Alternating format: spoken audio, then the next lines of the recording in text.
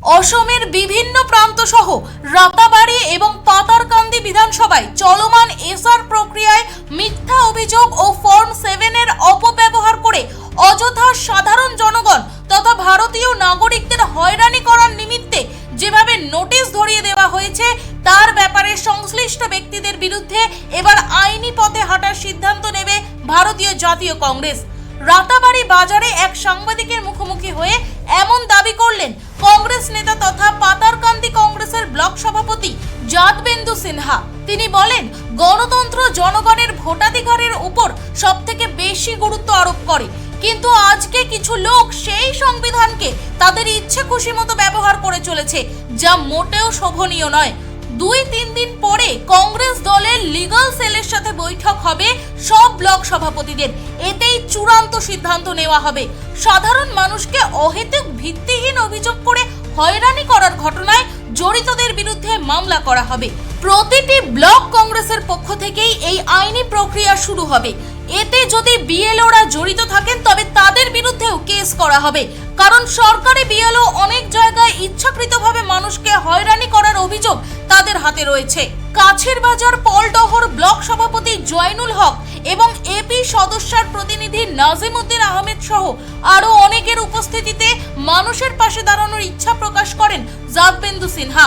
তিনি সর্বাবস্থায় আবেদন রাখেন যে যদি কারো নাম বাদ পড়ে যায় তবে ভীত না হয়ে বরং সাহসের সাথে সামনে মোকাবিলা করার জন্য একে অপরকে অনুপ্রেরণা যোগানোর কথা তিনি বলেন, কারণ ভারতীয় জাতীয় কংগ্রেস সব সময় তাদের পাশে থাকবে বলে তিনি আশ্বাস প্রদান করেন।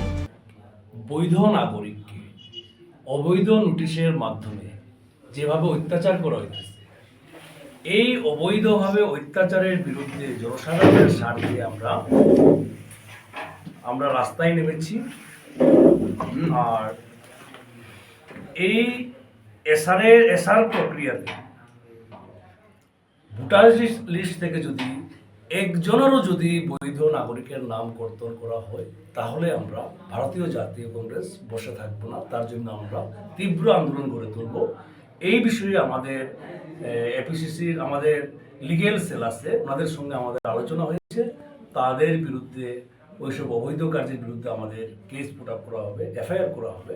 আশা করি কারণ নাম কর্তন করতে আমরা দেব না। যতদিন পর্যন্ত আমরা ভারতীয় জাতীয় কংগ্রেসের একনিষ্ঠ কর্মী হিসাবে আমি কথা দিচ্ছি আপনার এই লাইভ ভিডিওর মাধ্যমে সব জনসাধারণকে যাতে কেউ যাতে ভয়ভীত না হয়, কারো নাম কাটতে পারবে না, আমাদের ভারতীয় জাতীয় কংগ্রেস থাকে। এখানে একটা জিনিস যে এই যে নোটিশ যেগুলো দেওয়া হয়েছে অবজেকশনার যেগুলো অবজেকশনার মধ্যে আমরা দেখেছি কোনো অবজেকশনারে 140 জন পর্যন্ত লোকের উনি অবজেকশন করেছেন। তারপরে এটাতে সম্পূর্ণরূপে কিছু বিএলও সরকারি বিএলও জড়িত আছে। তাদের প্রমাণও আমরা পেয়েছি। আমাদের ব্লক কংগ্রেসের কাছে তার রেকর্ডিংও আছে, ওনাদের বিরুদ্ধে আমরা এফআইআর করব নিশ্চয়।